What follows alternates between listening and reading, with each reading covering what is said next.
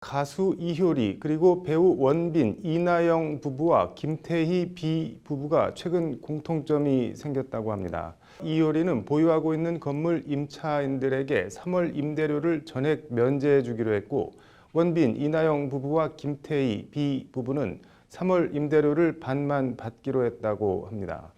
코로나19 사태가 장기화하면서 이른바 착한 임대인 운동이 확산되고 있다고 하는데, 현장을 신사 기자가 취재했습니다.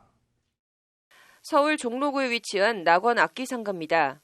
오고 가는 사람이 없어 을씨년스럽기까지 합니다. 코로나19 사태에 직격탄을 맞고 있는 모습을 적나라하게 보여주고 있습니다. 지금 다 전국적으로 다 그렇잖아요, 지금요. 그런데 어떻게 방법이 없잖아요. 지금 손님도 없고 다 하는데 그럼 뭐 어떻게 할 수도 없고 지금은 이 상태에서는. 계약을 전후한 2, 3, 4월은 악기상가의 대목이었는데 올해는 다 부질없고 허망한 일일 뿐입니다. 3월 한 달, 4월 한 달, 5월 달까지 악기가 판매가 돼야 되는데 전혀 오고 가는 사람이 없으니까 나와서 놀고 가는 날이 태반이고.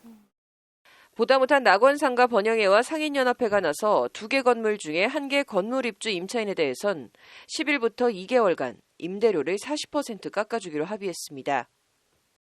아주 좋습니다. 네, 물론 장사가 안 돼서 조금 힘들긴 하지만 아주 긍정적이고 우리 상인 회원들의 반응이 아주 그나마 다행이다. 그것도 뭐 10% 20%가 아니고 40%를 해주는 거니까 상당히 많이 고마워하고 있는 상황.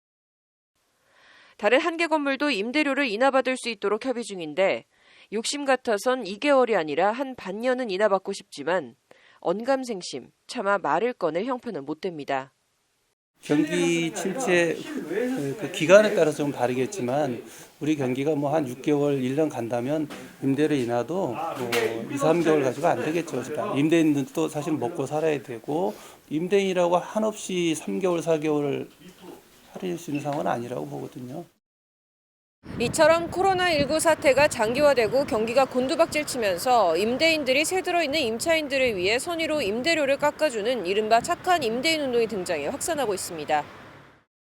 착한 임대인 운동은 지난 12일 전주시와 한옥마을 건물주들이 상생협약을 맺고 자발적으로 임대료를 10% 이상 깎아주기로 하면서 시작됐습니다. 이런 가운데 문재인 대통령이 SNS를 통해 전주 한옥마을 사례를 언급하며 전주 시민에게 감사의 뜻을 포하면서 전국적인 관심을 받았고, 문 대통령은 지난달 17일 경제 관련 장관회의에선 정부의 적극적인 지원을 지시했습니다. 지금 전주시를 비롯한 일부 지역에서 착한 임대인 운동에 깊이 감사드리면서 범정부적인 강력한 지원과 함께 중소기업 벤처기업부에 따르면 전통시장과 상점가 등 착한 임대인 운동의 혜택을 받는 점포는 지난달 24일 2,198개에서 지난 5일 기준으로 13,973개로 집계됐습니다. 열흘 만에 7배 가까이 늘어난 겁니다.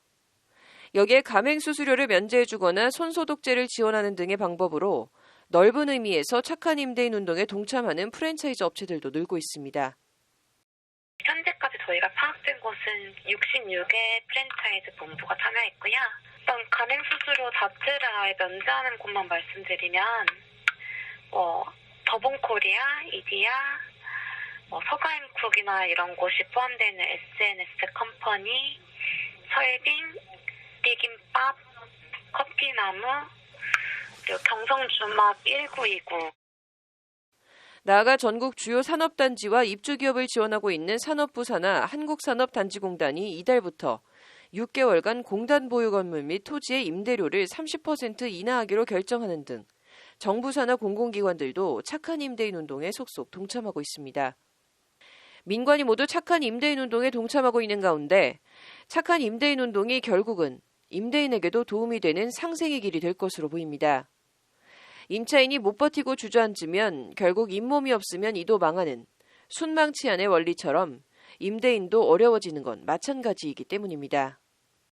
세입자 수요가 줄어들기 때문에 임대료 폭락할 가능성도 있고요. 네. 시장 원칙에 따라서요. 그럴 바에는 기존에 있는 세입자랑 맘 맞춰서 우리가 좀 낮춰줄 테니까 계속 해라 장사. 이게 훨씬 낫다는 거죠. 안 소장은 다만 제도적 보완은 더 필요하다고 지적합니다. 정부는 착한 임대인 운동에 자발적으로 동참한 임대인에게 소득세나 법인세를 깎아주는 방식으로 인하한 금액의 50%를 보전해주기로 했습니다. 쉽게 말해 임대인이 임대료를 100만 원을 깎아주면 세금을 덜 받는 식으로 50만 원을 보전해주겠다는 겁니다. 관련해서 착한 임대인 운동에 혜택을 받지 못하는 임차인들에게 직접 정부가 보전해주는 금액을 지원해야 모든 임차인들에게 실질적인 혜택이 돌아갈 수 있을 것이란 게 안 소장의 지적입니다. 그러니까 임대인이 자발적 인하 안 한 경우는 도와줄 수가 없는 거죠. 그러니까 그 부분은 반드시 보완이 필요하다. 그 경우는 따로 떼서 임차인한테 직접 지원해주면 됩니다. 임대료 인하분을요. 그런 차원에서 착한 임대인 운동을 임대인에 강요할 것도 아니고 일회성 운동이 아니라 임대료 관련한 구조적인 대안을 마련해야 한다는 지적도 있습니다.